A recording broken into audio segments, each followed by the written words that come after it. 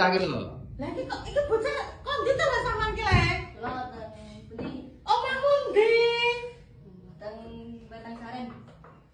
Lagi bocah ki sak grup sak desa ngono apa piye iki? Mboten.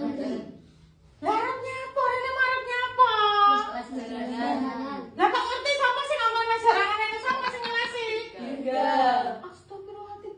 Kowe arep ngelasi jaranan ga? Iya. Lah kok ki apa iso joget kowe iki? Pinter ini. Lah kowe ora-ora nang ndi kowe iki kok iso kabeh do rene iki ya? Grup TikTok. Lah terus ki apa piye jawane kok piye jajak benane jajal? Heh? Ini kula mau di di DM kali juga. Heeh. Itu les jaranan mriki.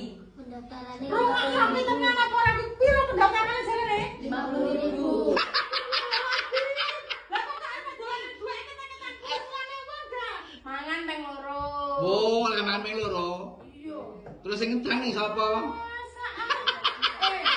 Awakmu dilasi jaranan, bayar 50.000 sak isone. Mangan ping pindho. Lah sing ngedangne sapa? Kok ngancang kowe? Lah kira kok iso luwih sing arep ngelasi jaranan dapat makan 2 kali iki lho piye jawane iki kok ora rundingan karo buke? Heh? Ayo. Lah duwe kuwi kok ora rundingan sak tukang ngadang lho. Ayo. Ayo. Lah iki awakmu wis tembung mbokmu apa urung? Wis nggo dhuwit marung, kabeh nggo Oh, dhuwit. iya. Wis nggo dhuwit kabeh.